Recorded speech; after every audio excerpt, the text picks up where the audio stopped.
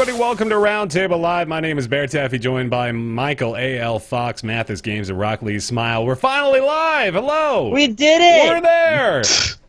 Skype is a literal piece of trash. Skype is probably the worst piece of software in existence right now. Did you know about Discord though? Fuck. You heard? No. Discord has the ridiculous advantage of being the front runner in a time where people are just coming to the solid conclusion of anything but Skype. Please just make something that puts faces on a computer and lets me talk at them, and I'll use it. Mm-hmm. You can. I might pay you to use it. You did see the news about that, right? I did. Yes. Okay. Discord will be our saving grace. And I'm not being paid to say that, but as I mentioned, I might pay them to say it because I'm at the end of my fucking internet rope here, man. Jeez. We got a good show, though, today. It's going to be awesome. Joining us, of course, in lieu of Ryan, who is currently on vacation in Japan. Well wishes to him and Kate as well. MichaelalFox is here. Hey, man. Konnichiwa. You've been on the show a couple times. You know what this is all about, right? I'm learning the ropes. You know, it's good stuff. I'm glad to be here. Mm-hmm. It's first time with you as well, Bear. I know, yeah. This is a magical moment. Who's your favorite other member of the show besides me?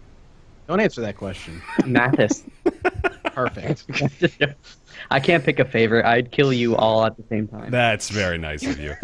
Our docket today is unfortunately masochistic as well. We've got just a whole bunch of cancellations and closures to talk about. It's a really encouraging week. Lionhead Studios is closed down. Fable Legends has been canceled. I think we'll do a little bit of reminiscing there. On a positive note, Dark Souls 3 announced as 60 FPS on PC. Oh my goodness. Rocket League in the news again, startlingly, with their announcement of a new mode coming to the game, Rocket League Hoops. It's going to be pretty sweet. We're going to talk about the Undertales a little bit. Daddy's left the nest and left us with the freedom to maybe get into the play. maybe get into the discussions that we wouldn't normally really touch. Literally, the Undertale will probably come up. We're having some serious discussions there. Also, Amazon Lumberyard coming around. A very interesting discussion there. Amazon's new game engine that they built from the ground up, it seems.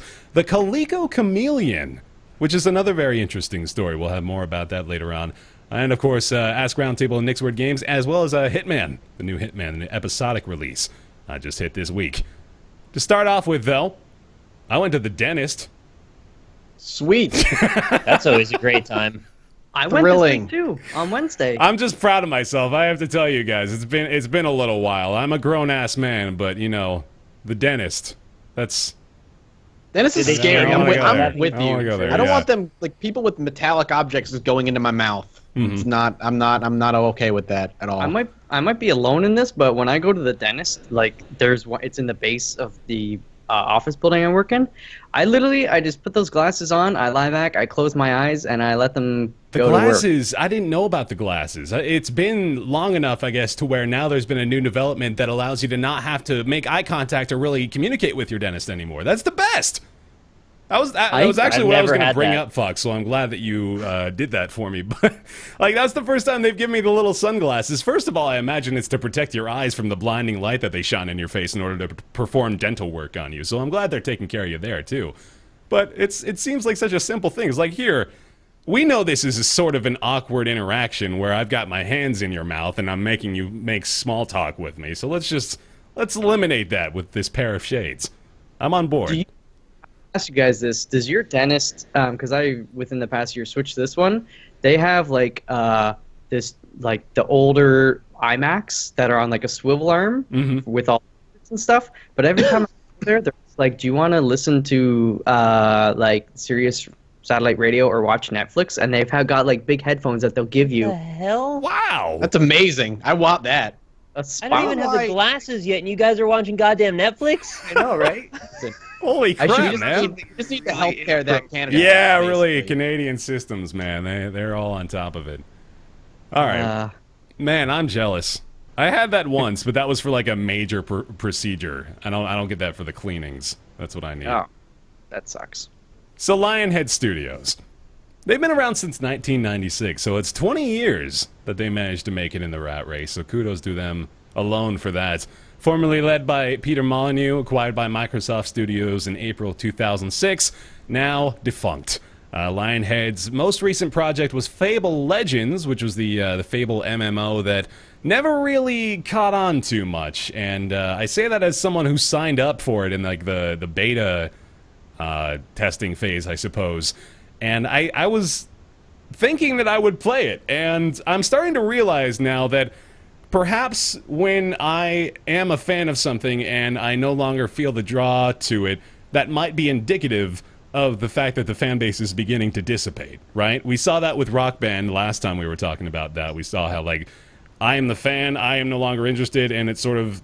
Well, okay, I'm not saying this to say, like, Baer controls the minds of the culture, but it's The like... puppet master. Exactly, yeah. But like when we see this as like people who used to, you know, genuinely really enjoy these products, now we're starting to grow out of it, and it's a little sad. But Fable Legends just never really caught on. Has been announced that it's been canceled, and given that they're in the UK, they actually luckily have this. Well, okay, let me read the proper outline so I don't botch this here. The UK has a... The UK law requires employers to create a consultancy period of at least 30 days. So luckily the people at Lionhead are not just being thrown out into the street without jobs, so that's nice. Right. Also, Sony has announced that they are creating an exclusive job fair for former employees of Lionhead Studios that's going to be in Guildford in the UK, so that's really nice for them as well. But of course, no studio closure would be complete without nostalgia and reminiscence. So... Of Lionhead, I'm curious, in the group here, what have you guys played? Well, first of all, think about it for Lionhead. We know Fable, right? Do you know the other two? Black and White as well. Okay, so there's the one. What's the third game franchise that Lionhead is known for? Can you tell me that? I don't think it's Populous. I think that was when they were Bullfrog, right? That's correct. Mm-hmm. What was the other one that they did? It's a tricky one. I don't know. I don't know. Hint? Yeah. It's a simulation game. It was a simulator before simulators were a thing, unfortunately. I got nothing. I don't know. You're on blanks. It's the movies. I loved that. You remember game. that one? You played the movies, Holy really? Shit! I owned it, and I would make little movies, like dramatic, like little shorts. Yes, I can totally see you being someone this. that played the movies. Actually, yeah, that sounds awesome. What's that supposed to mean? You made a cartoon. That's exactly what it means. That's true. That's true. You have storyboarding experience now. Movies was great. I thought it was a great game. I had a really good time with it back in the day. Mm-hmm. Had a lot of charm. Yeah, go ahead, please. A lot of charm. Like, you know, it was cool that you got to go throughout the decades as well and see the changing, like, demand or desire for certain genres and stuff, and as well they had the events and stuff like the World Wars and different things, so that would Alpha's muted? No, he's good. Muted. Oh. Is Skype being weird? That's abnormal. That's weird. Sorry, go ahead, man. Yeah, and they would have the events and stuff like that would, you know, make people want to see different movies, and you had to kind of accommodate it. You got to manage the whole studio. It was like a really cool idea and maybe a bit ahead of its time. Yeah, no, I genuinely mean it when I say I feel like the movies would probably have done a lot better around now. Like, if the movies were announced a decade later, I'm pretty sure they would be raking it in with the amount of people that are all about the simulator games right now. Mm-hmm. My experience with the movies was at GameStop returning a lot of copies of it. Oh, really? We had a very, very small PC section at my GameStop. It was distilled down to basically the front and back of one, like an end cap size section. Yeah. So it was basically just the whole top was like PopCap games, and then the bottom part was like Sims games, and then there was like 2 rows of spine-sided ones that were just assorted, and the movies was like a bunch of those. So people kept buying them, bringing them up, coming back 2 days later and being like, I want a refund on this. It's like, well, it's an open PC game. I can't give you one. And then they get really mad. Yep. And that was about as much as I really got invested with the movies. I didn't really think it seemed all that interesting to me, but you know, a little I didn't know foreboding here, isn't it? And it certainly has come to pass in the correct way now, I guess. I look at their game catalog, and the writing's kind of on the walls here. They've got 3 franchises that they've been spacing out over the course of about 15 years. So Black and White came out in 2001. You have Black and White Creature Isle. This is an expansion, comes out the next year. Fable comes along 2004, and then is basically what they have up until 2016. As you mentioned, like the movies is really the only thing that comes out between then and now. Well, you got Black and White too, of course, but again, that's just continuing on an existing franchise that they had already. So they really haven't tried to make anything new since 2006. That's sort of like what spells their defeat, I think. And it's just sort of unfortunate that the Fable name kind of just had to carry them this long. But how much creative control did they get, though, considering they were sort of like a flagship enterprise for Microsoft? Yeah. They really wanted to make money off of the name, and that kind of forces them into being pigeonholed a little bit, don't you think? Probably, a little bit. Mouth, which would be kind of shitty if they get stuck. Your tongue click gives me reticence, though, Mouth. I'm just... I was reading a lot of comments and stuff like that on Reddit about this as well, and people talking about Peter Molyneux in general, and how just it's all been... I think it's like they set themselves up to fail. Like, he's always been big on marketing, right? Yeah, well, I mean, we haven't even talked about the Peter Molyneux factor here in Lionhead. I mean, that alone is its own story. Peter Molyneux, if you're not familiar, maybe you're a younger gamer, Peter Molyneux, back in his heyday, was very well known for being an overpromiser. So he was the guy who was hyping things up like crazy. He's the guy, basically, that made me think that Fable was going to be life-changing. And I believed him. Like, I was caught, hook, line, and sinker on Molyneux stuff. Like, he got me. So I bought Fable. I bought Fable 2 and Fable 3, like, basically under the guise of this dude that I know something about says it's going to be the best experience I've ever had.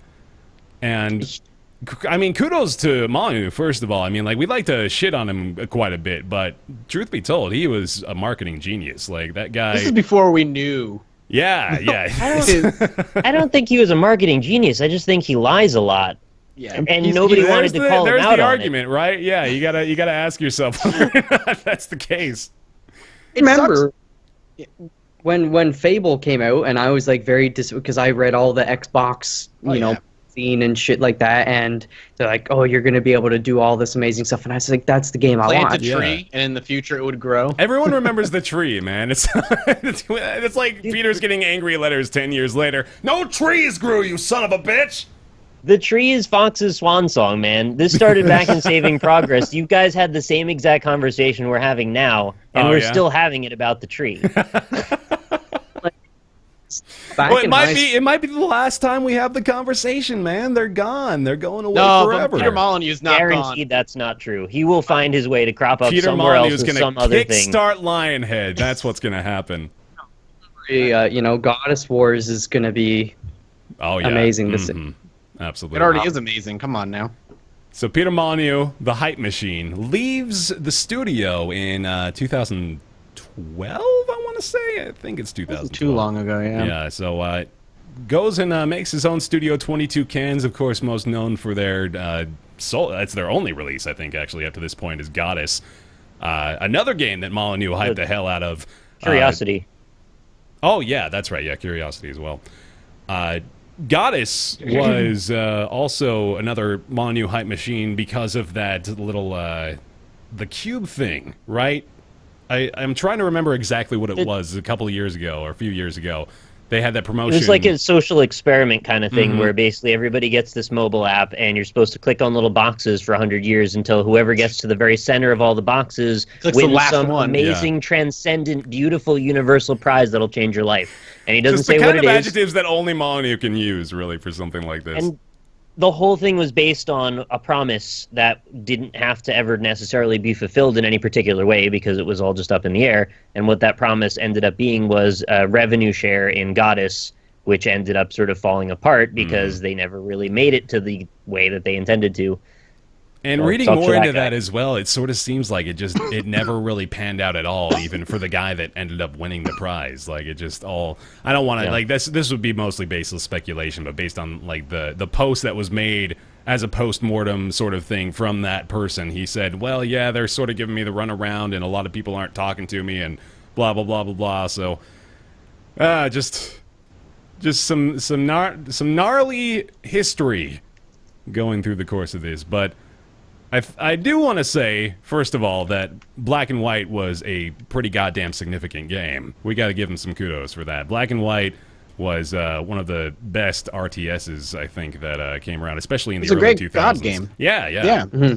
The problem with Peter Molyneux, I guess, in general, is the fact that using Fable as an example, is that Fable was still a really good game. Mm-hmm. Like, it was an incredibly solid game within its genre. It did a lot of great things. The combat system was really fun. The problem is it's often overshadowed by just the ridiculous shit Peter Molyneux said. So all this stuff he promised ruins the fact that Fable's actually, like, a good game. Yeah. Like, it's still a fun game. And then Fable 2 and 3 we could debate. Like, Fable 3 is trash, in my opinion. Fable 2 is mediocre at best. And, like, the thing kind of goes down from there. But people look back in Fable and go, it was promised the world, but we didn't get it. But it sucks because it was still a really solid game in its own right.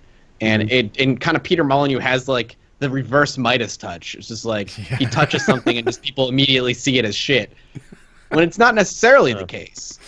For a lot of the games, maybe recently, yes, but I can't separate the bias from all of the marketing hype and shit from my actual real expectations and what actually the game ended up being. And yes, I did play all of Fable, and to some degree I sort of enjoyed it, but I just can't tell if I really enjoyed it or if I sort of made up a response. Maybe you had to convince yourself that you did a little bit too? Yeah, maybe. Yeah. I mean, if I was to look at it sort of cynically now, I would say it's probably like a 6.5 at best out of 10. Like, barely even above average for me. But it's also, you're trying to take into account the time that this was released and the climate that it was released within and the other games that you're comparing it against. Yeah. And now that you don't have that context anymore, it's really hard to see objectively what you thought about something like that. Mm-hmm. It's very confusing to me. I think the silver lining with Fable 2 and 3 and then the first one is that, you know, it taught me early on, after the first and after the big disappointment, yeah, I still enjoyed playing it for, you know, kind of what it was, but I was very disappointed with all the overhype and stuff like that. But it's taught me to take everything, you know, movies, books, music, and games, grain of salt when you see promotional material. So you watch a trailer for, like, you know, Prometheus. That looked amazing, and the movie turned out to be, you know, shitty. This is... I have to interject a little bit, though. There's a difference, though, between saying, look at this movie, it's going to be so cool, here's a trailer, and here's a list of features that literally don't show up in a game.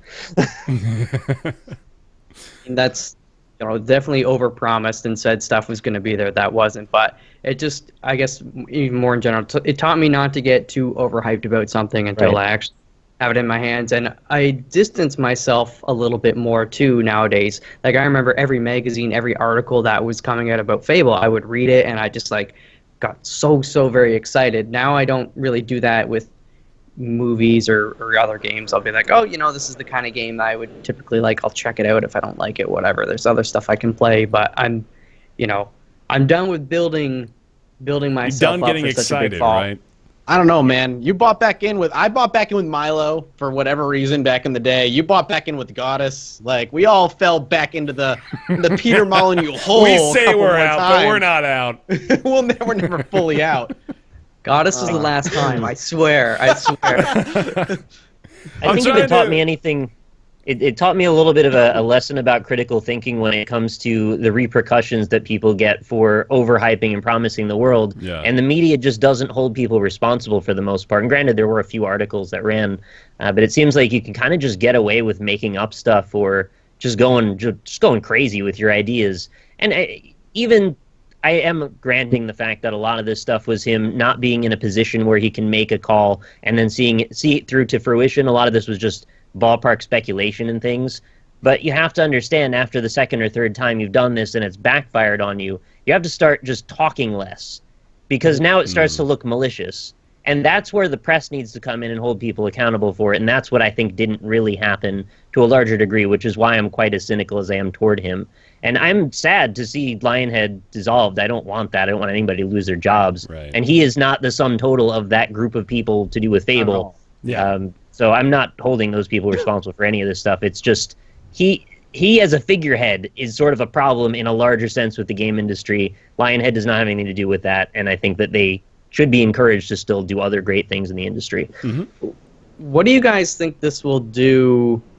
And we're already kind of seeing maybe a bit of a trend, but long term for the likes of Kickstarter and stuff like that, a lot of people's trust in general is like, you know, they see the Kickstarter campaign and all these different ideas, games get funded, and then, you know, 1 out of every 10, it's kind of like shit just doesn't happen. Yeah, no, you're 100% right about that. And you know what's interesting is I think we're sort of in a phase right now of this whole crowdfunding initiative that is, you know, like spanning over the course of like 10 or 15 years or so. You're going to go through sort of the same kind of adoption phases that technology goes through with these new platforms. So with Kickstarter right now, we didn't have necessarily like an early adopters phase. We had a naive trust phase, where for the first few years of Kickstarter, these projects kept cropping up, different things that people wanted to make, and we were all on board with it because we don't really have a lot of reason not to believe or trust these people yet, right? We haven't seen a lot of these people because without Kickstarter or without the crowdfunding platform, their idea and their means by which to create it doesn't really exist. So now we've had a few years to sort of not really weed through, but kind of weed through like some of the bad apples that really don't need to get projects going anymore. And I'm not like calling out anybody. I'm just saying like now we have seen. Yeah, feel free. We have seen though like the result of some failed Kickstarters that are going to give us a much more cynical viewpoint of the ones we decide to back moving forward. So we've had that time elapse now where a lot of people have been able to figure that out. I hope that I think that's a good thing. Me too. I think people need to walk in with this cautious feeling, and there needs to be, instead of this page of like promises and what we're planning to do, you need, what I look for in a Kickstarter before I even put any my money anywhere near it is I need to see like examples of what they've done in the past, what this team is capable of, maybe a prototype of the game already. Maybe it doesn't have to be necessarily playable, though playable is a huge bonus, but just a video of the game in action. Just visual representation and physical representation of this team's history as programmers and developers and what they are what they are aiming to produce within a reasonable fashion. I don't want to see these people shooting for the fucking stars, aiming for this amazing. We have a $500,000 budget. The game comes out in 4 months. Let's go. We're ready. And I think it's another big thing too that I'll touch on in a second. But I don't want to like the shoot for the stars, and then you realize these guys have like, what have you done? I coded Pong in my mom's basement a couple times. Yeah. Like that's pretty sweet. But the other thing too is that people I think are finally starting to realize like $500,000 like sitting in front of you, the number looks big. And people are like, $500,000, you can do anything with $500,000. And people are now, I think, understanding like $500,000 within game development will produce a very, not to say basic, but minimal indie game. It'll not do a big budget. It depends, man. It depends on how you're using it. It depends on who's using it and what your scope is. But if people are shooting for the fucking stars, you need to see a budget that represents that as well. And a lot of the time now, you're going to see, well, the initial Kickstarter is for like $1.5 million to prove to investors that people are interested, so that other investors come in with X million, and then we can start getting the ball rolling. Also, it's going to take us like, I don't know, 5 to 10 years, Star Citizen, before we start seeing these amazing games become like start taking shape. Yeah. And I'm so happy we're at that point where people like us are starting to realize it. Yeah.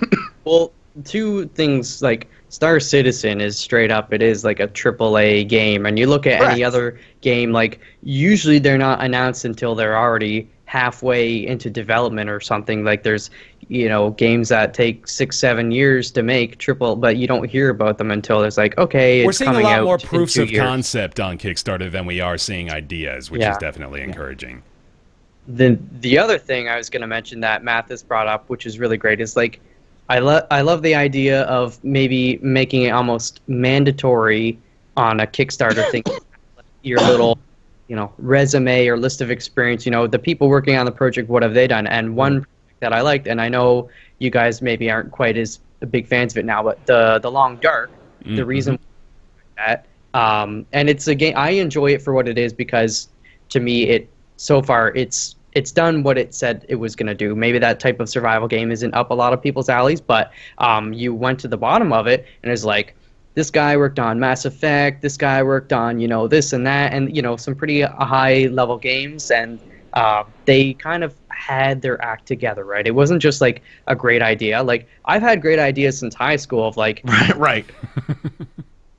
I was like... Oh, shit. I telling my friend on the bus, it's like, wouldn't it be great if you can actually just like go like around a world and like gather different materials and just like make whatever you wanted, like basically kind of like a Minecraft-ish type game, right? Of course I had the idea, a million other kids probably had the idea, but actually being able to execute it and having a plan on how you're going to execute it is a different story. So like, I don't know, I think maybe it'll be beneficial to Kickstarter if they kind of force people's hands a little more than just like saying, give us $100,000, we're going to make a bear simulator, and then like that's it. Yeah. Pulling this back to Lionhead, though, I think you were, Fox, sort of alluding to the idea of that, like, maybe we're seeing a lot more AAA studios begin to dissolve as a result of more crowdfunding initiatives. Is that maybe the relation you're making there? That's definitely a big part of it too. You see a lot of former developers and stuff like that would traditionally they have the clout to go to a publisher and get the game made, but they're kind of saying, well, let's try and do this Kickstarter on our own. There's less influence from the publisher to make a certain game, and like we can take the input of the people that are crowdfunding it, but also a lot of developers you kind of see they're not actually taking advantage of that. They're just kind of saying like, this is the game we want to make, and we just want you guys to back it, so we don't have to deal with the publisher like telling us to do something else. So, I mean, I kind of feel like, in a lot of ways, that's what Goddess ended up being, right? They had this general idea, people were providing feedback and stuff, and then they just started developing it in like completely different directions than what people wanted and stuff like that, putting up the little pay-to-win shit, and people are like, what the hell are you, like, this is not what we signed up for, so... Yeah, I think the crowdfunding culture is certainly promoted. Well, as you mentioned now, again, that we've had a few years to sort of make it neater, I suppose. It's definitely gotten a lot better as far as the projects that are getting funding. They seem to be a lot more reputable.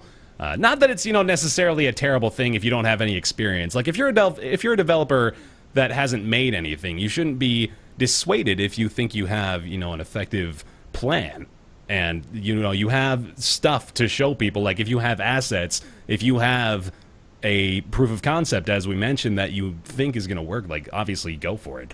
But it's still desirable from a consumer perspective for us to now have a pretty solid foundation for this initiative. Yeah.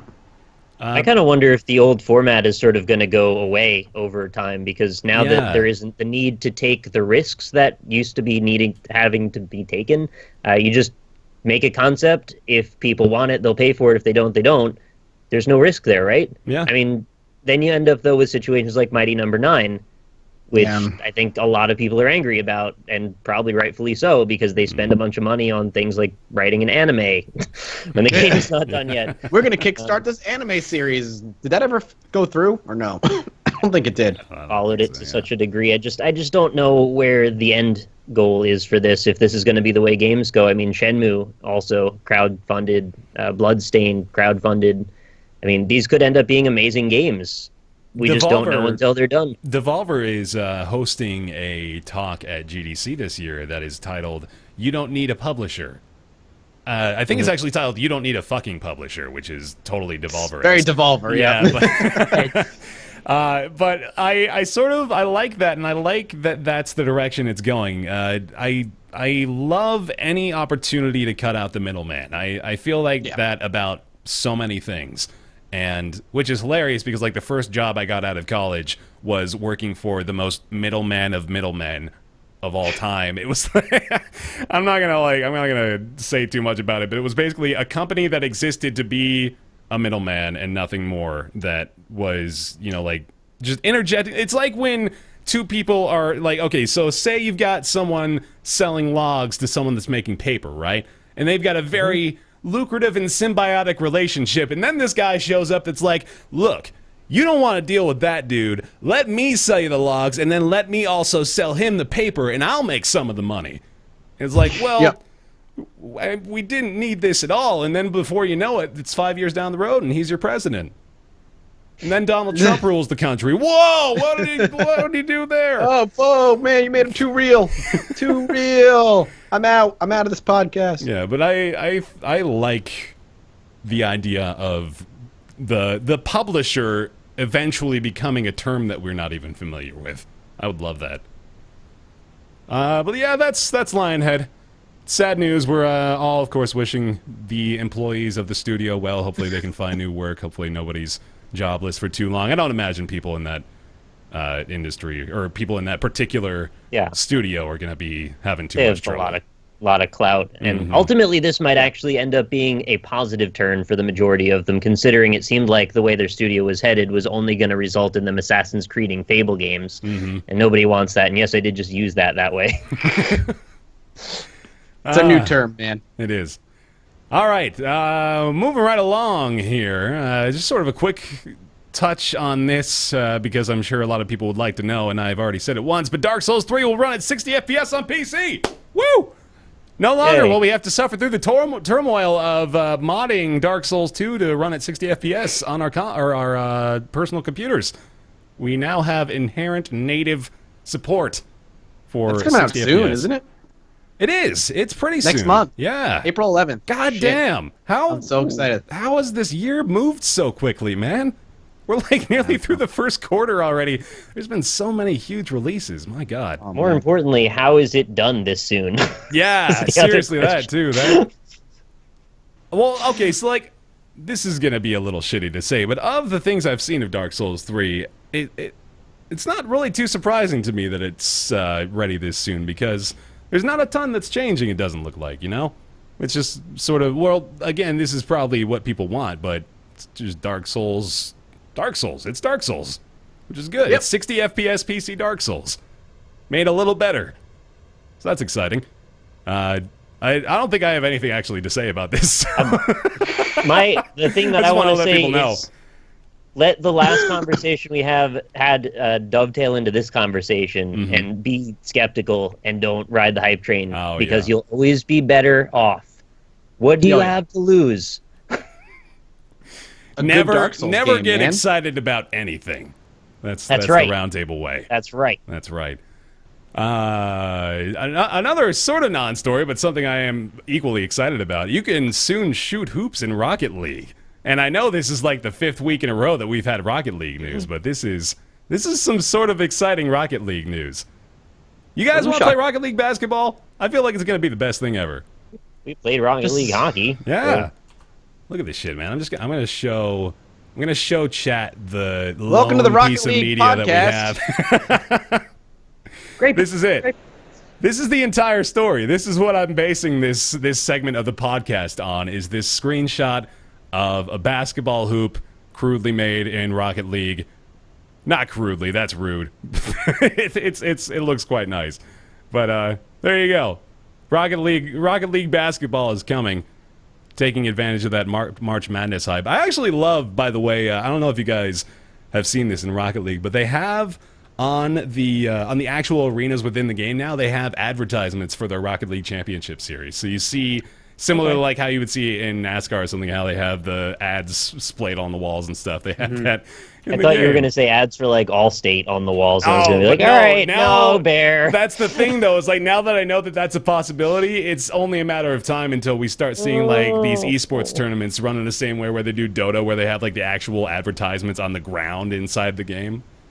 But I mean, when you think of it, though, like if that'll help, hopefully, I mean, help them with funding all tournaments and stuff like that. Like, No, yeah, I am in favor of advertisements on the jerseys, if you know what I mean, if anybody gets that sports reference. I think that anything to make the sport more fun and more entertaining deserves to be considered. And if that means selling this space in this virtual arena for money to PC component companies, then so be it. I feel like I'm making like a presidential speech on the pulpit right now. God damn it, I am tired of these plebeians interfering with our Wall Street work. We have advertisement space to sell, and we will sell it, god damn it. Capitalism. Hey, Bear, I have a question for you. What if they released a version of the game that was free but ad-supported and all the arenas were covered in ads? But only you saw them if you're running the free version of the game. Just like real life. Yeah. Yeah, no. You get behind that? I'm on board with that. Yeah, no, I willingly subject myself to ads everywhere for a free Rocket League. No, I say yes. As long as there are no ads that, you know, you're on a breakaway and it pops up. This breakaway brought to you by Pepsi. No! Walls like tickers, or sort of like they do in baseball or something like that, where they're just pasted to the walls. Mm-hmm. It'd be even better if it was in like an actual wall in the game too, so like you and the ball bounce off and crash. And I like saying that. lots of full-price sports games do it anyway, so yeah, maybe that would do it. I love that that's like, there's almost an authenticity argument to be made there, but you know they're getting paid. Of course they're getting paid. They're not going to put those fucking things in there if they're not getting paid for it. They're using authenticity to hide the fact that they're just taking advantage of that. Yeah, it's so silly. Product placement has gotten it's so sneaky, man. Like, they don't even have to disclose it anymore. It just happens. It's just no one even cares. Like, yeah, there's a bag of Halls. That seems like they naturally incorporated that into this segment. Hey, Fox, how is your Apple iPhone looking these days? Oh, sorry, I couldn't hear you over my Apple iPhone. That timer app that you had opened up looked like it was a really important conversation. Oh, good. I'm glad we got our corporate shilling out of the way. That feels nice. Before we get off of Rocket League, we should mention, because we talked about the Dying Light collaboration. Yes. Mm-hmm. So they're going to be doing, like, I guess, well, Nick and I had just started playing the game, so I haven't gotten to it yet, but I know there's like a buggy type thingy, so they're going to be adding that into the game. That's kind of cool. To promote product awareness of the new following DLC that involves cars, whereas in the original Dying Light there weren't cars, so, you know, that's what it is. That's fun, though. I always like game cross-pollination. That's a fun time for everybody. I always like it. And they added, like, The Last of Us stuff into Diablo 3. I thought that was really odd. Yeah, okay. There's probably the PS4 version. All right, well, let's think of weird game mashups while we think of this next depressing story. Mathas brought this one to light to me, actually, because it happened this morning. EverQuest Next has been canceled. God. Because it's... Okay, this headline, and I think it's hilarious. I don't know if anybody else does, but EverQuest Next, the free-to-play MMO, has been canceled because it isn't fun. That's... Yay! Logic prevails. It gets straight to the point, man, and I was reading this statement from Daybreak Games president Russell Shanks, and he does get straight to the point. It's sort of depressing to hear him say it, too, or to read him say it, at least. He says... Yeah, let me see if I can find the exact thing. When we just... Okay, blah, blah, blah, blah. There's something about it not even just working. There we go. Inherent to the creative process are dreaming big, pushing hard, and being brutally honest with where you land. In the case of EverQuest Next, we accomplished incredible feats that astonished industry insiders. Unfortunately, as we put together the pieces, we found that it wasn't fun. And that's... Why did it astonish the industry insiders, then? Right, yeah. Well, first of all, that's my question. Shouldn't it have been fun? They were probably just astonished by how not fun it is, right? They were like, wow, this is the most boring experience I've ever had. These are the same industry insiders that love Fable every single time. It's such a shame, too, because... Well, I feel like EverQuest Next has been dead for like 2 years now at this point. They announced it in 2013. The only footage we've ever seen is prototype footage from 2014, and we've never seen any actual in-game footage of the game. There was EverQuest Landmark, which is like that building game, and there's like going to be contests like, hey, if your building is the winner of this contest this month, it'll be put into EverQuest Next, all kinds of crazy things. The reason it's such a disappointment is because EverQuest Next seemed like the next logical step in MMO, in what they were trying to do, trying to step away from your kind of everyday theme park MMO that WoW has basically created and dominated for ever at this point. If you don't know what EverQuest Next was talking about doing when it was announced, it was using like a voxel world, so you could the world would be destroyed as you kind of attacked and all this other stuff. There were things like they were talking about quest ideas where there's like a village of goblins not too far away. They're attacking this town. Go take them out. You go attack this village of goblins, which forces them to leave their village, and now they're on the road and traveling, and now they're wandering the world and maybe attacking passersby, which causes another quest to pop up, like, hey, we have goblins on the road, they're attacking people, just that kind of living world. Sound like anything. It's they're going for a more living world thing. Guild Wars 2 attempted to do something like that with quests that had phases, and as you either accomplished a phase or failed a phase, the quest would then break off and do one of two different things, which made it kind of cool, but the quest always then reset, and you would do that quest again and again, where EverQuest Next was the world is going to be alive and your actions directly affect where monsters are in the world and all those other things. Maybe you decide you're going to mine a hole into the center of the earth looking for rare minerals, and by doing so you disturb this dragon that lives down there, and now he's going to burst out from the hole and he's going to attack the lands around, and now there's this quest to kill this dragon that you accidentally released. Whatever, it sounded really cool.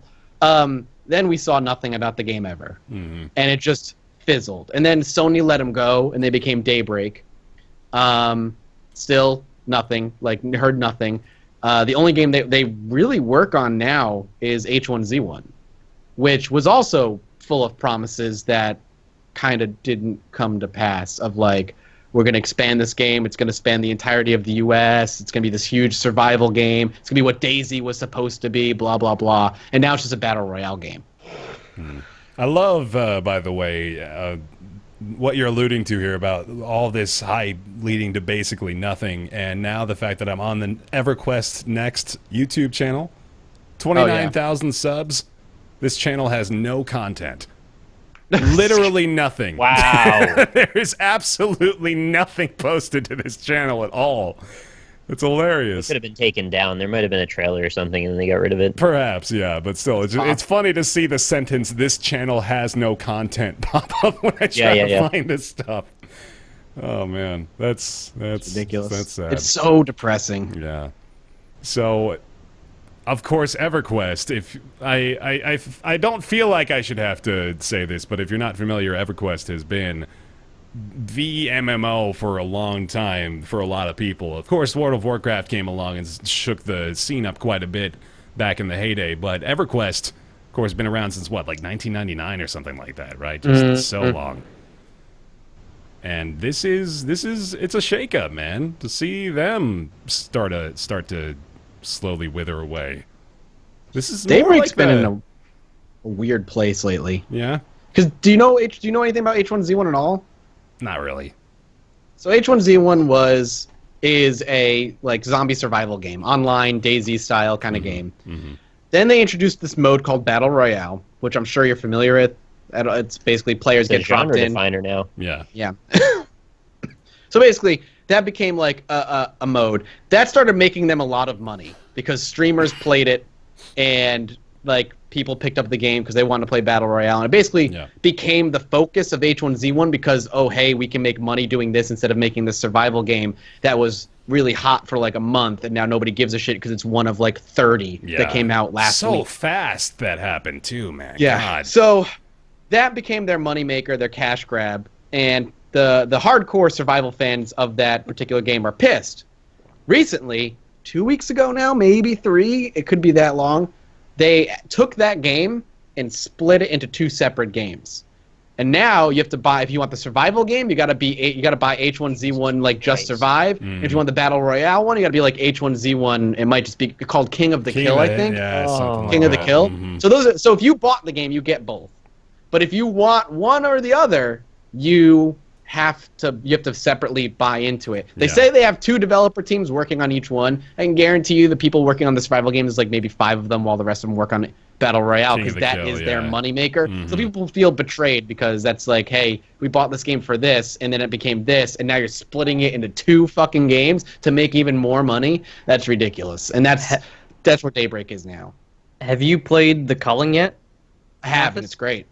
Yeah, I got a few hours into it as well, and yeah, it's the whole Battle Royale thing. I didn't even know H1Z1 was doing that, but it's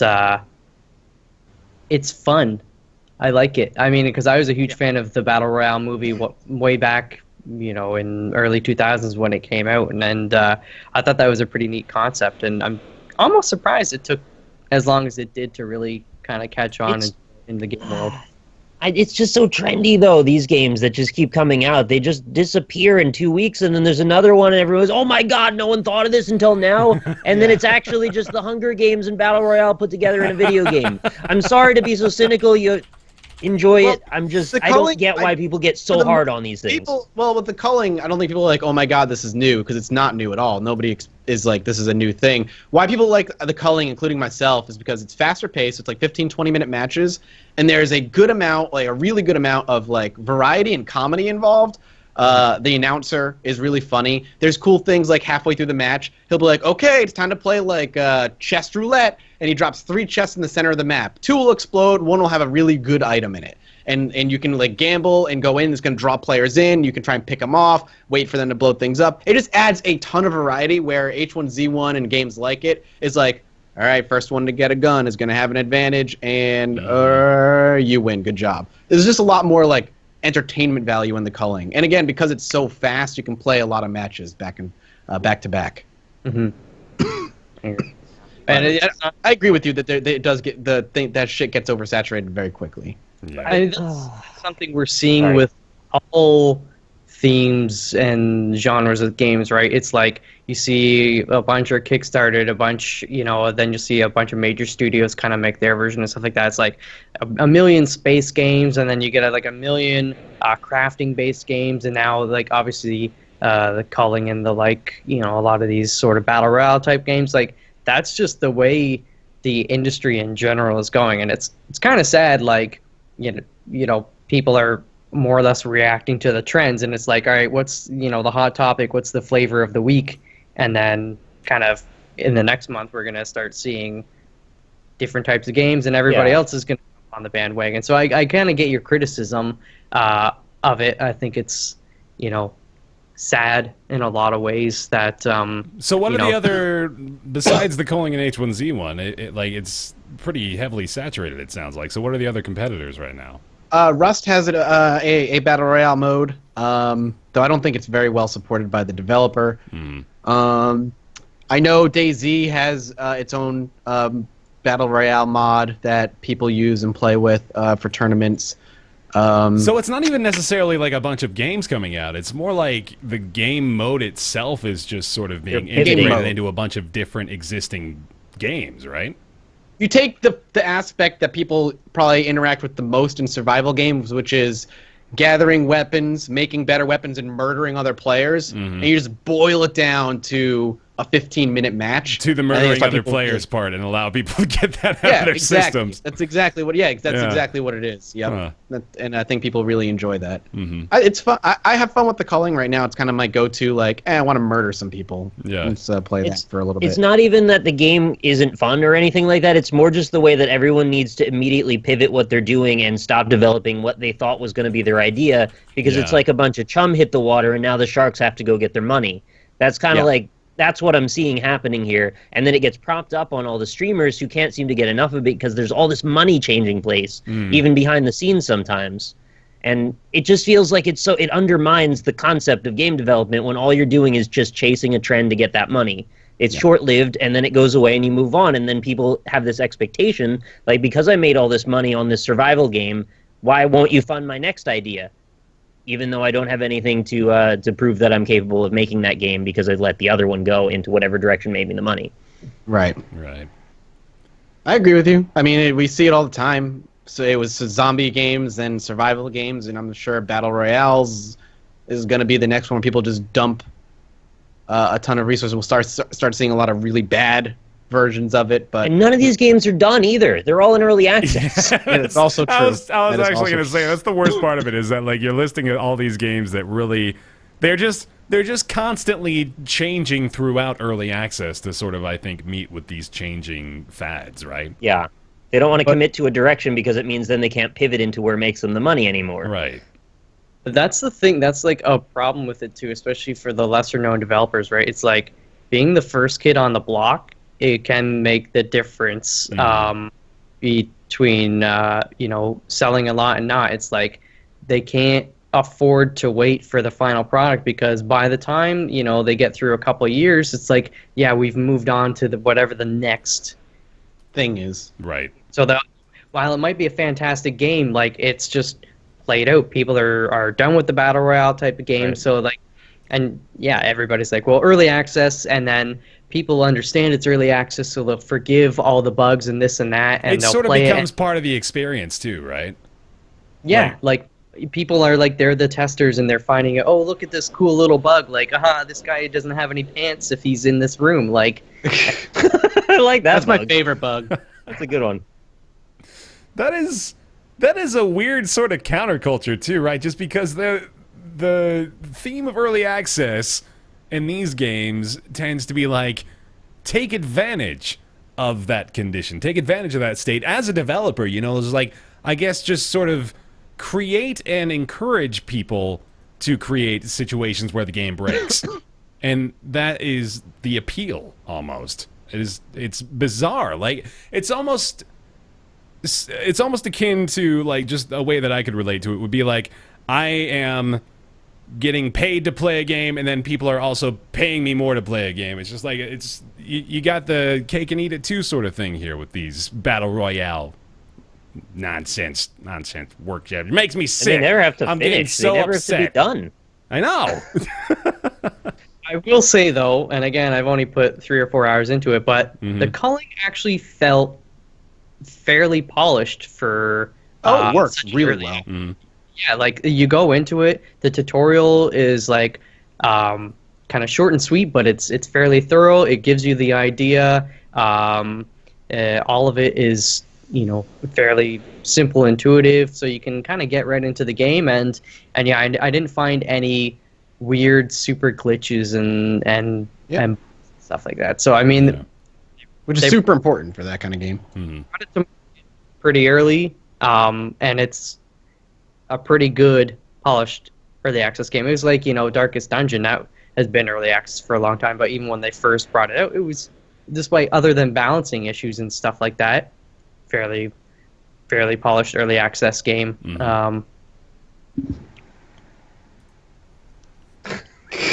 No one can hear Fox doing this, Yeah. but he's very animatedly shrugging his shoulders. He's quite the animated man. He is, yes. All right, well. Anyway, that's our EverQuest story. Sort of About took the a culling. tangent, yeah. Oh man, more terrible news. Nick, okay, you've gotta shed some light on this here as soon as I go over the actual Right. headline. So there is something crazy that's been happening for the past week or so with ColecoVision. Of all companies, ColecoVision is back, ladies and gentlemen, and About time. well, okay, they're not even technically back here, I guess. This is all, it's like a grassroots thing. So here's the gist of it. The Coleco Chameleon was announced recently. I had no idea this thing existed, by the way. So clearly they weren't really doing the whole advertising campaign strategy correctly. Didn't But have Peter Molyneux. right, yeah, they need to hire him back. The Coleco Chameleon was meant to be a console that was going to be kickstarted that was going to be capable of playing a whole bunch of different kinds of old school games. So we're talking about like old Intellivision cartridges, ColecoVision cartridges, Atari 2600 stuff, your SNES, your Sega Genesis. It was supposed to more or less emulate the hardware all within this console. And that sounds good. On paper, that sounds pretty cool. It sounds like something I might actually want to look into. But there's a lot more seedy underbelly to it. And Nick, I think I want you to clarify it more completely there. I'll give it a try. There was a lot of weird news that were all sort of bouncing off each other and a little bit didn't all add up. But what I got from this was back a little while ago, this company that started up named Retro VGS had this great idea that they were going to make this product that Bear just described. And they wanted to get as much hype as possible, so they ended up getting ColecoVision to sign their name to this concept at the time and proposed an Indiegogo for something near $2 million that they wanted to get crowdfunded.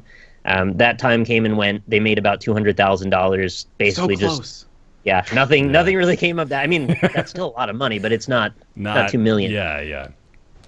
So fast forward a little time, they wanted to redouble on their efforts and see if they could make something more happen. And what they needed to do is they needed a little bit of legitimacy. So they thought, let's bring this to Kickstarter, and we're going to need a much lower ceiling and a lot more reasonable desire of how we're going to build this thing. So we're going to have to take a lot of the features out of it, actually. Right. And in order to do Kickstarter, you actually, for hardware, I learned this, you need to have a working prototype or something that they can show that says that here's more than just an idea. We've got something to hold in our hands.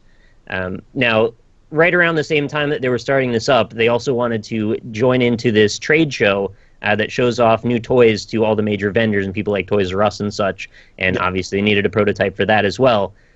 So what they did, and this is why it ended up going totally off the rails and ultimately went totally bust, is they took a Jaguar shell, remember the Atari Jaguar, they took the shell off of that and they put the mini SNES hardware into it, duct taped some shit to the back of it, and put some SNES ROMs into it and ran it on a TV. Yeah. Now, the reason that people know this is a thing, because later on their Facebook, they said, oh, you don't believe us? Because you could see, the back of the hardware sticking out, and they put the two and two together.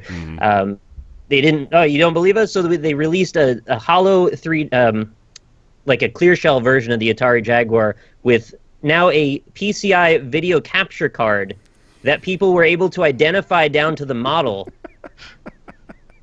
inside of that clear Atari Jaguar shell. What the hell is happening?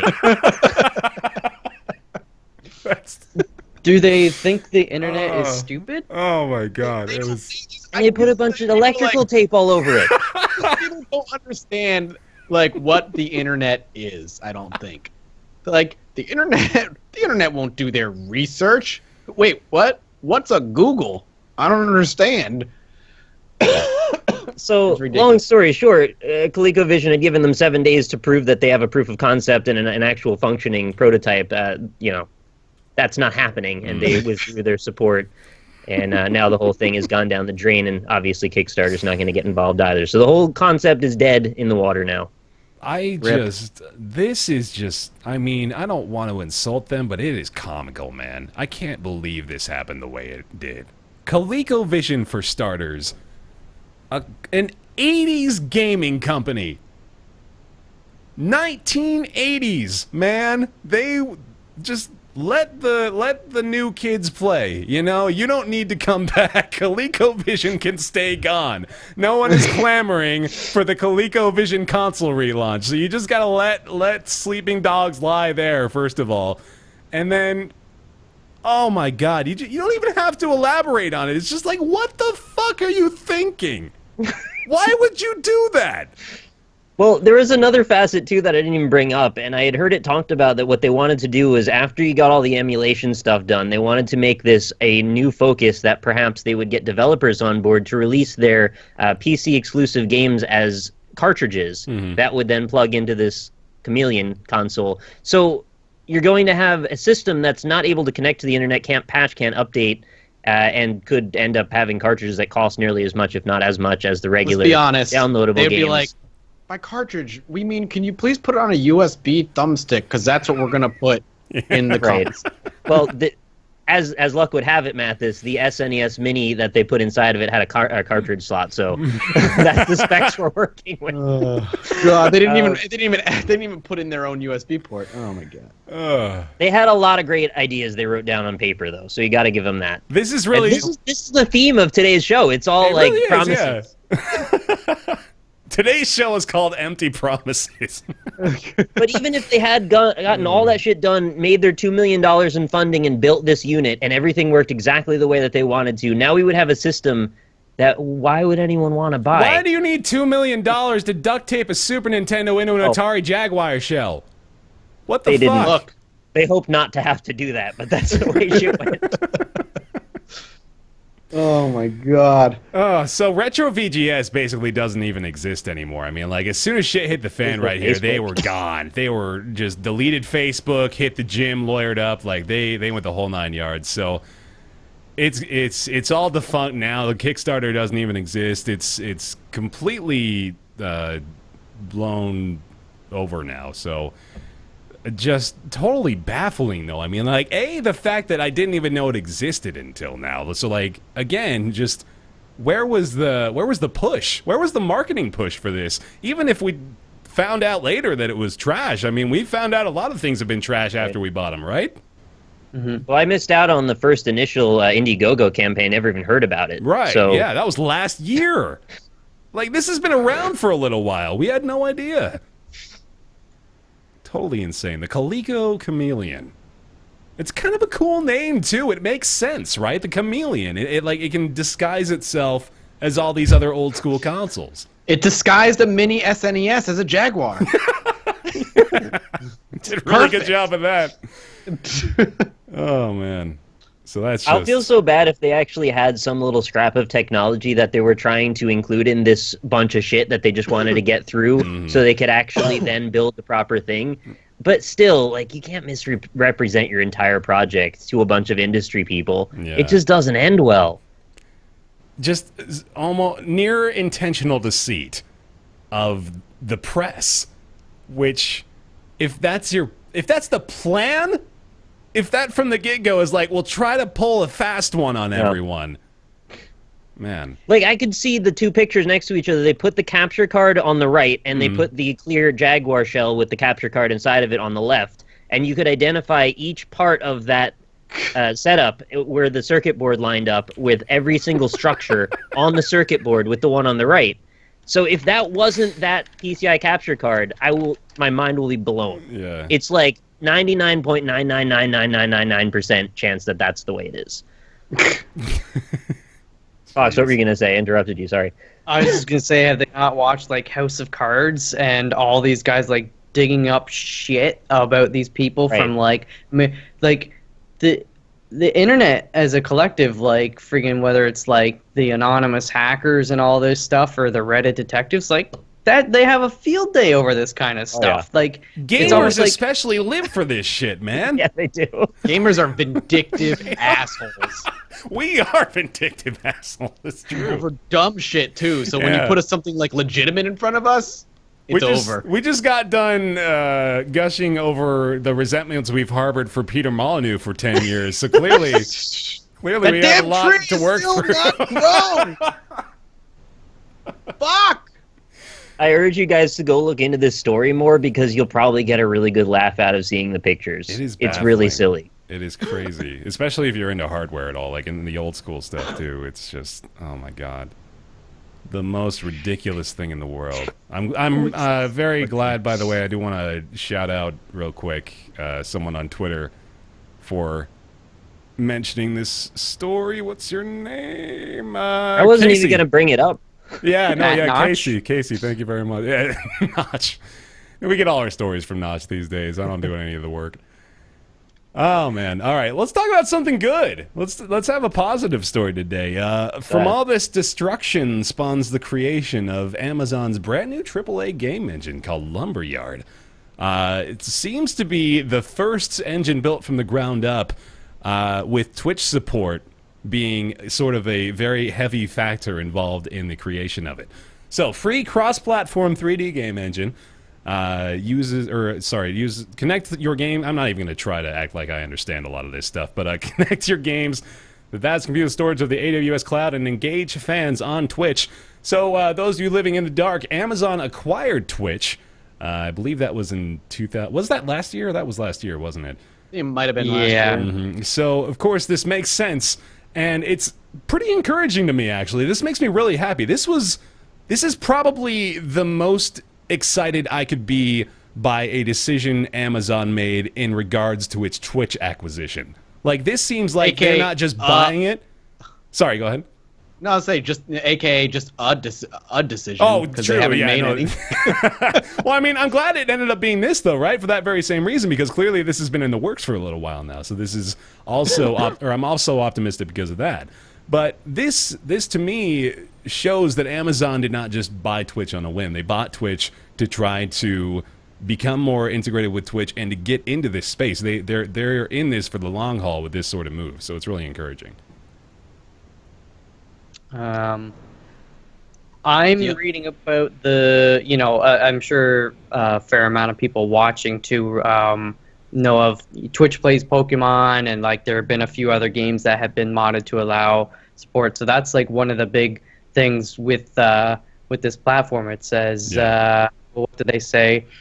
With Amazon Lumberyard Twitch chat play, you can use drag and drop visual scripting interface to create gameplay features in as little as minutes that let Twitch viewers use chat to directly impact the game they are watching in real time. And the Twitch join-in feature with Amazon Lumberyard helps you build games that lets Twitch broadcasters to instantly invite their live audiences to join them side by side in game with a single click while others continue to watch. And you know what that's going to mean? All of the survival games we just spent 20 minutes bashing on are all going to be re-released on this engine for another $40 with Twitch support. I'm so ready. God damn. Like the broadcaster is like on the run from all these Twitch viewers with their pitchforks and stuff like that. That'll be a really novel 1 week game unless they make it incredibly complex and deep. Yeah. It'll be Twitch spam Kappa 70 times so you get a shotgun airdrop to you. Or something like that. Can you rally the support to overcome your problems? Probably. Have you guys played what's the one? It starts with the C. Choice Chamber. Choice Chamber. The other one. Choice Chamber. I really like that. I played that on a few streams myself just because it lets people vote by typing in the different things that let the player, items that will come in or events that will happen and stuff like that. And it's definitely, it's the kind of game that does take that whole interactivity to the next level rather than just like the broadcaster saying like, hey, what should I do in this situation? It's like you're actually putting the power in their hands, and that just like that you'll see the chat will go from like a nice slow pace to like everybody's just like getting there. Yeah, people love it. Yeah. I'm not trying to put it down. It's a good idea. Yeah. My fear with games that are built specifically for that, though, is how well are they going to sell? Because the people who are going to be playing them are streamers. Mm-hmm. And the people who are watching, they don't give a shit. They don't need and the game. people the streamers that are trying to get it, they're going to get a code for it. It's not like they're going to buy it. Yeah. So like, how well did, as an example, I wonder how well Choice Chamber sold. Probably not very well would be my guess. I'll do a quick cursory. I was going to say, I would like to get those numbers actually. Because you have to build a game around more than just Twitch integration, because it's just never going to sell. Yeah. So the features that they have listed here, the two big ones, I was wondering like specifically what they were going to allude to as far as engagement with Twitch. They've got the Twitch chat play, which it lets you interact in real time with Twitch viewers. Not too surprising, it's basically just like a chat interaction. You've got your Twitch join in, which I think is what Fox was alluding to, the just instant multiplayer stuff. And then it's mod friendly as well, which is nice. It is good to see that engines that just support mods inherently are being used as well. But yeah, so, like Mathas said, Choice Chamber did not sell at all. No, goodness. That's, let's see. Choice Chamber, its owners, give or take about 1,500, around 5.4 thousand people. Wow, that's give or take like 1,500. That's like even worse than I thought. Good. Peak concurrent players yesterday, 5. Well, okay, that It's- actually surprises me. Given the 1,500 owners, there were 5 people playing it yesterday. That's pretty good. Yeah, so yeah, owners. It doesn't even mean like how many of these owners also got the code given to them too. Yeah, honestly, that could be like a 5,500, lot of them. give or take. Yeah, so that with that type of game, I feel like that's what you can expect, right? Mm-hmm. To not sell a ton because the interaction is based on Twitch chat, which doesn't need them to buy the game. So then the argument becomes, why choose Lumberyard over a different engine? And unfortunately, we're not really, besides Nick maybe, we're not really the people to discuss the finer points of whether to choose one game engine over the other. But yeah, I still am encouraged by the very fact that they have done this. You know, I'm looking forward to projects that come to light as a result of it. But I think that Amazon being a player in the game is probably a good thing. It's always sort of take it with a grain of salt when a gigantic corporation begins to join the fray. Then there's probably some good and some bad associated with that. But I mean, with Amazon owning Twitch, there's not really a lot that we can wish for as far as getting other people involved with that. But it is still, again, just an encouraging thing. I think the big thing is, like, for any developer that's using it is, I mean, even you look back 10 years ago or a little more, like, games always had a single player mode, and then a good portion also, they would have multiplayer as well. It was very rare for a game to come out with just multiplayer because there are people that like the game themselves, and it gives you more. Oh my god, so Mathas is typing somehow mutes Fox. Yeah. That is I didn't know that. incredible. Fox is in like a terrible position where no matter what he does, any sound overrides him, but it doesn't seem to go in the other direction. I just now realized, and I was like, that's the most ridiculous correlation. Wow, man, I'll push my mic back a little bit, maybe? No, I'm going to blame Skype for that, too. That's just some Skype bullshit. Not just Mathas, it's anytime anybody talks, apparently. That's what chat has. Yeah. Holy shit. Oh, Very God. sorry. All right. Well, apologies for that. So, It's okay. Basically, what I was saying is, like, I think, when you develop a game, you kind of have to think from the perspectives that, different people like to play games differently. Some are more inclined to do multiplayer. Some are more inclined to do single player. So kind of having both of those is important if you want your game to sell well. And I think people that are going to be using Lumberyard and have the Twitch integration and stuff, that's great. That'll be really cool for interactivity, but don't just focus solely on that, right? Also make sure maybe you have good single player mode or good multiplayer mode that doesn't necessarily use all the Twitch integration, because then that way, unlike Choice Chamber, you might actually get a lot of replayability out of it, right? You don't need to rely on just streaming it and stuff. So yeah. Speaking about Choice Chamber 2, it's worth noting that was, I think, the first game to really come out with just Twitch chat integration being the focal point. And unfortunately, now we've seen the result of that sales-wise is unfortunately not good.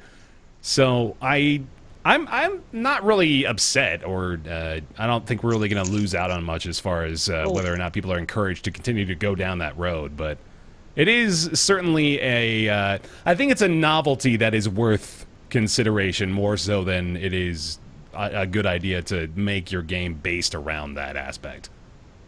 I want to be careful, though, because, and I don't mean to throw any insults here, but, like, there is always the chance that game just didn't become successful of its own volition, right? Like, it might not have been explicitly due to Twitch. I mean, it certainly doesn't seem to have helped, unfortunately. But I think if you generally design the game around being a solid experience regardless, and then you add those features on top, that seems like you get the best of both worlds. So, I mean, I think there is potential in it for sure, and if you get a couple other iterations of different concepts, that there's probably something out there for you, for a lot of different people anyway. Don't you think? Yeah, absolutely. Yeah, I 100% agree. Don't make Twitch integration the main selling point of your game. Yeah.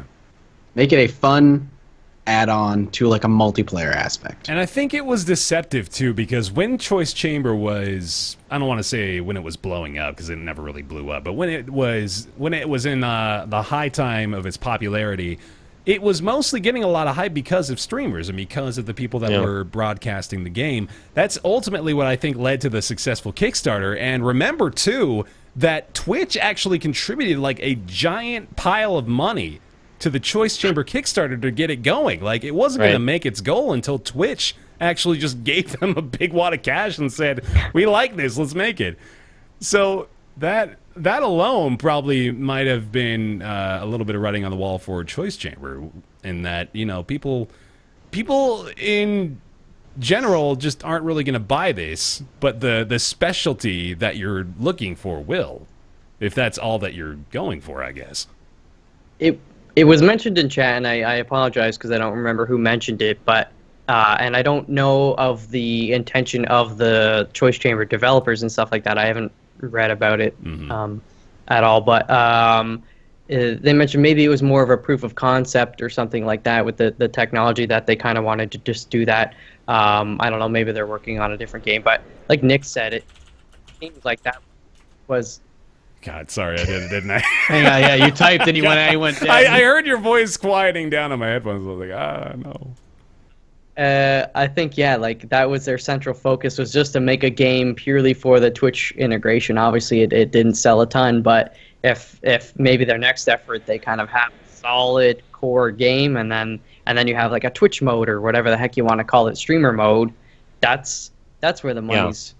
That's where the money is. The other thing, too, is it only really empowers streamers of a certain size to enjoy the game the way that it's meant to be. Because if you're a small streamer starting out, you've got like 10 viewers, if they're not in the mood to participate, you're just basically not playing with Twitch. Yeah. Right? So you need a pretty decent viewership for that to even really be taken advantage of properly. So this stuff needs to scale to some degree and have the ability to be played with or without chat in some way. And it's a tall order. I'm not saying I know the answers of how to do this stuff right.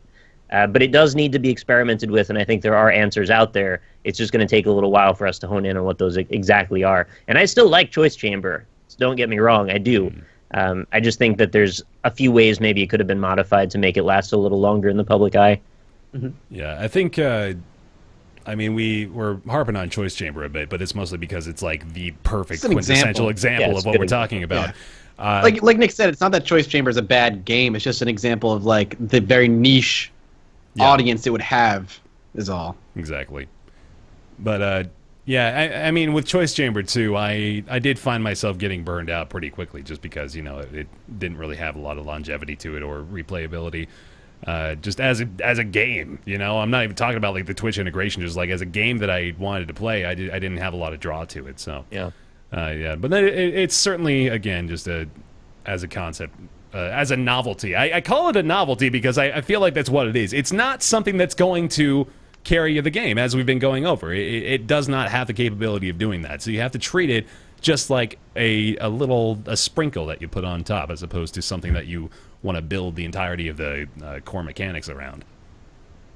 But yeah, that's Lumberyard, Amazon Lumberyard. The one positive story that we have on the docket all day long. Unless we want to count the games, and real quick, I think I might be the only one who's played it. The new Hitman. Have you guys had a chance to check it out? No? Not yet. Okay. Not yet. Just the beta. All right, so I will. I'll do my real quick review. I've only so I played through the entire beta. I actually played a little bit more of the beta than I anticipated, because I found myself getting a little bit more back into Hitman as a result of it. So I'm not a huge Hitman fan, but I've played a couple of the games, and I know that there's sort of a divide between the Hitman fans as far as these new releases are concerned. Generally, I think a lot of people just didn't really like Hitman Absolution, so that was sort of the focal point of all of that criticism. But this new Hitman, which is just called Hitman because that's just what we do these days, we don't bother with subtitles, we just put a box around it. Yep. Right. This is it's going to be an episodic release, so you have Hitman Episode 1 now, released March 11th. The second episode, I believe, is going to be coming out in April. And it's really good.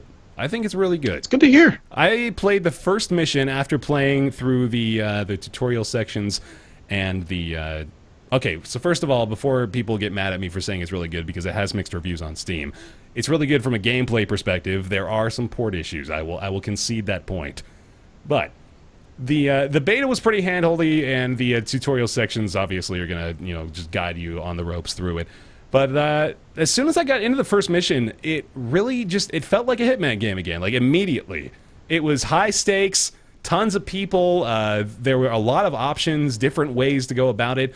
And it kind of just threw me into a sandbox, which is exactly what I was hoping for. So it gave me a lot of different choices, and I got that Agent 47 feeling, which is, I guess, about all you can really ask for from a Hitman game these days, is whether or not it makes you feel like the Hitman. And yeah, like a badass. Yeah, exactly. I think this is the closest experience I've had to Hitman Blood Money, which my brother and I have agreed for a while is the superior Hitman experience. But this one is, so far, I'm really enjoying it. I think it's pretty damn good. How you did the first mission and the second mission, or? I did the first mission. Well, okay. I'm giving myself some more clout because I played through like the beta quite a bit. Like I found myself really enjoying the one mission that was presented in the beta after the tutorial segment. So I did that one a few times. Yeah, I played through the first mission a couple of times too, and it takes about 45 minutes to get through the mission if you're doing it, meticulously and methodically, as opposed to just running and gunning. Although at the end of mine, I did just decide to fucking snap the dude's neck and crab walk my way out of there because it was. At some point, you're just like, you know what, man, you're standing right in front of me. Fuck it, and then you just leave, and that's the magic of Hitman, right? I guess I was a little curious as to how long it was going to be. So it's interesting that it was 45 minutes, because the way the pacing of those missions tend to be is that there's usually a long, like, scouting period, and then just one little intense moment of violence, and then a lot of stealth. Sure. So, all right, I'll set the scene for you here, right? So in the first mission, you've got your two targets who are... Well, I'm not going to like give you the life story or anything, but you got these two targets. No, that's fine. You're in a mansion, and there is a fashion show happening on the bottom floor. And then on the second floor and on the third floor, there is a secret auction going on for, those black market trade secrets. So there's an entire outer courtyard area, and there's, there's not a ton of sandboxy freedom, but there are enough paths to make it feel like that. And I suppose that's, with it being a game that is level select and mission based, you're not going to be able to get the same sort of sandboxy creative freedom that you'd have in something like The Witcher or a Fallout game. So it's about what I expected there. But the amount of people is really satisfying, and your interactions with people are satisfying too. Working through a crowd is a lot easier in this game. It obviously is not realistic in any way, but it's funner because it's more fluid. So you just sort of like you weave your way through a crowd, and they all just sort of part like the Red Sea as you're going through them. And it looks silly, but I think I'd prefer that to like trying to clumsily push your way and shove through people, just because that would be more realistic. And these are the sorts of interactions that wouldn't really matter too much in any other game, but in a game like Hitman, you have to consider how it feels to move through crowds. Like how your interactions with the people around you impact your gameplay. So I was really happy with that, and just the way in which it made me feel like a badass is just... What kind of approaches tough. did you have in that first mission? You had... Well, I'll run down the challenges, I guess. So you had like a challenge of killing someone with a chandelier, which is pretty cool. You could drop a speaker box onto someone. One of the challenges is actually to kill a target with the other target. So you want to try to position one so that they're walking underneath a balcony, and then you just push the other one over on top of them, which I really want to do, and I'm totally going to do it at some point. It's kind of fun. Yeah, so that you have a challenge to drown somebody, and often the targets tend to just go through their cyclical patterns, which is a little unfortunate. I sort of wish they were a little bit more dynamic and didn't just like map it out, so you take enough time, you eventually learn exactly what their route is, and then you can just figure something out that way. But Again, this is still the first mission too, so it's very possible that later on in the game they give you a little bit more dynamic of a spread of how people move around the map. But you know, you had options for sure, and I can't say I was blown away by it, but again, it is a very good Hitman game, in my opinion. And is it true that it's always online? Because I'm reading right now and it says it's always online. If you lose connection to the servers, you're booted. Yay! I can't vouch for that personally, but I wouldn't be surprised. This is the Squeenix we're talking about here. So that would suck. Yeah, but that's also not surprising. Mm-hmm. So is it just that one mission? Sorry, go ahead. So, well, I have only played the one mission, so that's the first mission in the game, which I spent about an hour or so going through it a couple of times. So okay, argument for longevity there too. The reason I brought up the approaches and such and the sandboxiness that you spoke about, I thought it was kind of important to highlight since we were making such a point of, since it's episodic now, that would give them plenty of ample time to design larger, more interactive scenarios that would have hopefully a lot more versatility to them. And from what I played in the beta, in the training mission, granted, I didn't actually go on to the first mission because I kept messing around in the training mission. But it seemed to me like that sort of speaks to the fun of the game a little bit, doesn't it? It speaks to that I really like breaking games, and that's what I did. Yeah, so there were like 3 different approaches that I could figure out, a bunch of ones that sort of weren't meaningfully different, and a lot of weird AI stuff that I noticed that made it really easy to take advantage of. For example, just hiding in a room and bottlenecking every single person that comes after you until the entire room is dead, and then you can walk around at your pace. So I was hoping that sort of stuff would not be a thing. Did you run into anything AI-wise that was weird? Yeah, no, you can definitely do that. I mean, I'm not going to sit here and pretend that it's the most brilliant game in the world, because you can absolutely circumvent the AI in basically the same way that you've been able to do in Hitman games ad infinitum, right? But I think the times that I was playing, I did go out of my way a couple of times to try to do that. You know, like, I think much in the same way you were just describing, I tried to break the game by, you know, just like going around and killing everyone literally just to see if I could get away with it, right? Just to see how much they would actually notice. Like, I was using a gun too. I was just walking around like bang, bang, bang, just like seeing how far I could go. And I got through nearly the entire tutorial mission doing that one time. So I haven't tried it on the first mission yet, and I don't think it'll work as well because you're in a crowded fashion show, and I think as soon as you pull a gun out, you're probably not going to fare too well. But yeah, it still has those issues. It's got, I'll say, as far as my gripes are concerned too, it does have a few audio issues, a few just silly little things. Like, for example, there's parts of it where it's so obvious, especially if you're wearing headphones, where just like a Foley clip of a party crowd is coming from. You know, like, it doesn't sound like it's dynamic audio from a group of people. It sounds like somebody pressed play on an MP3 and there's the sound of a bunch of muddled voices like and then it's the smallest argument. It's like freaking Spy Party a little bit, right? Yeah, exactly. So that unfortunately does break my immersion a little bit, just because it's so glaringly obvious a couple of times, but you know, that doesn't happen all the time, at least. There's also been just a few instances of just weird, like, just popping in and out of textures, which seems like it's customary at this point. I don't know if I've played a game recently where that hasn't been happening. Customary. Yeah. And there's one more thing. Well, okay, there's also the myriad of issues that people have outlined on the Steam reviews as well, namely, like, there's a slightly poor optimization, the always online DRM thing. I think people are being a little bit too hard on it, honestly. Like, there's a lot of people that just sort of pick up the pitchfork whenever they see always online DRM. They just decide to fucking ruin that publisher's day for 24 hours, but this, I don't know if this is really the most egregious case of publisher Satanism here, guys.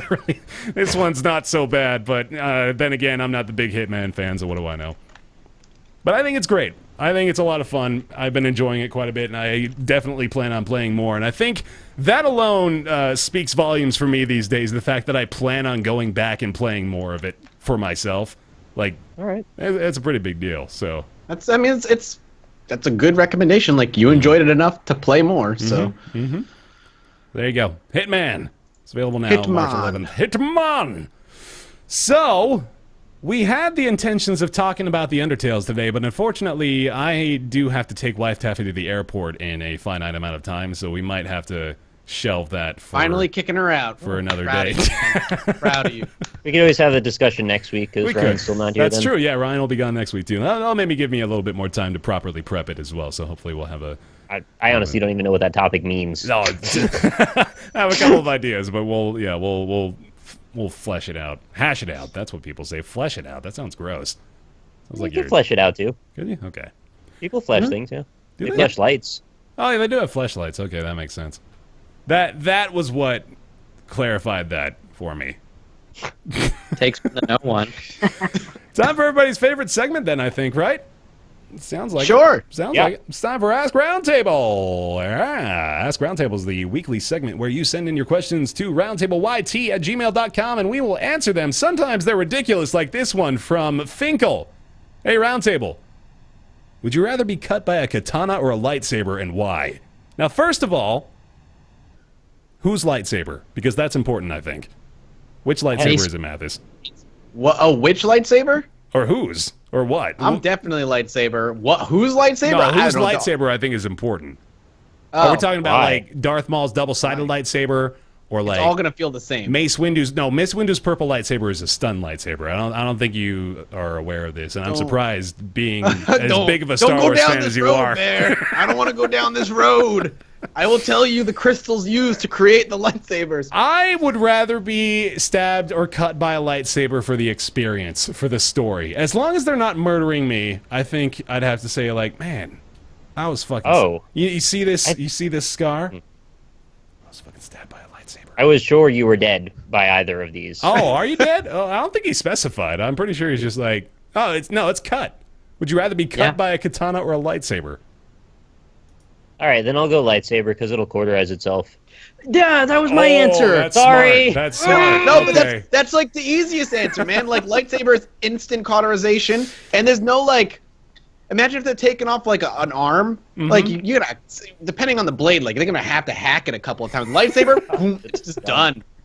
Well, now Done. it's a different question of which device would you rather use to lop off your own arm? Would it be a katana or a lightsaber? I think that's an easy choice. Lightsaber's nice, quick heal. It burns, it's gonna suck like a bitch, but whatever. It's instantly cauterized. Done. The thing about the lightsaber is that, you know, if you're just doing a cut on the arm,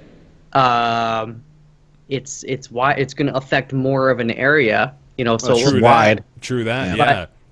the katana, pretty thin, so it's only a small area affected. So, Okay, so we're You really arguing. think what are you bitching and being like, this katana's gonna give me a paper cut? Hang on, all right, and that guy cut myself. It counts. Like, no, it is somebody swinging at you, motherfucker. You want? Okay, yeah. So we're arguing the severity of the cut now, right? So how hard is this just- motherfucker swinging? He's swinging. He's It swinging. doesn't Her. We're matter. talking like an overhead slash, or more of just like a nice little gentle hip cut. I don't see a way that you could slash someone with either of those two weapons that wouldn't be nearly fatal or... Okay, maybe with the katana, if they hit you just right or go for a limb. I think if you like But hit if somebody. it's going near your core, you're probably going to die. Let's talk about like the meaty part of the thigh. How about that? If Unless maybe it's a slash across the chest or something like that. in okay, the there front. you go. Like that. The That rib is cage stops it. that is hardcore. That's fucking brutal, man. I like that. All right. But if it doesn't hit a major artery, your rib cage stops it, you'll probably live through that. So here's your final conditions. The blow is delivered by Samuel L. Jackson, because I think either way I'd prefer for it to come from him. He's going for your thigh, but he's coming in hard. But luckily, you have this futuristic like polymesh fiber on your legs, right? So you don't have to let it go through your skin, but you do have to feel the brunt impact of it. So, based on that, where are we going? That's not the nature of how those weapons No, work, no. though. I've changed the game here. So we're talking about like Oh. blunt force impact between So it's a katana and baseball lightsaber, bat. delivered by Samuel L. Jackson. Who do you got? Lightsaber. Or what do you got? You're still going lightsaber? All right, that's fair. Lightsaber's going Always. to bounce off your fiber mesh? That's true. No. lightsaber is made of plasma. That shit gonna melt through anything. There's no and way it's- to block it, is there? I was trying to think of some sort of fancy future tech, but you're not going to block a fucking lightsaber. No, not at all. No, unless you wear like lightsaber plasma armor shit. You know, lightsabers Counter bound. fire with fire. I like it. Look, there are only two things that could counter a lightsaber. One is a shell of a bug carcass that was written about in the Bane trilogy, of which can stop a lightsaber from going through. And two, a vibroblade can vibrate. No, at the I'm with perfect Mathas on this frequency. one. No, a not really. vibroblade can vibrate at the perfect frequency in which it can reflect a lightsaber. I was Alright, we're all gonna I was hit trying to Mathas get that with our out of you from the lightsabers now. beginning, and now we've finally gotten down to that point. I'm really glad. All right. A shell out of magic cards and it'll bounce We've- around. we've outed Mathas as the gigantic Star Wars nerd he is. That was the entire point of that question. Thank you guys very much for the questions. If you'd like to send in more, that's roundtableYT@gmail.com. We did recently say not to send in silly questions, but we'll bite the bullet there because we liked it. Send questions. Send questions. Send whatever you want, honestly. Just send them in. roundtableYT@gmail.com. Go for it. And time for everybody's favorite segment after their favorite segment. It's Nick's Weird Games. And Michael A. L. shit. Fox, Okay. would you do us the honors of singing a Nick's Wixneared Games theme song?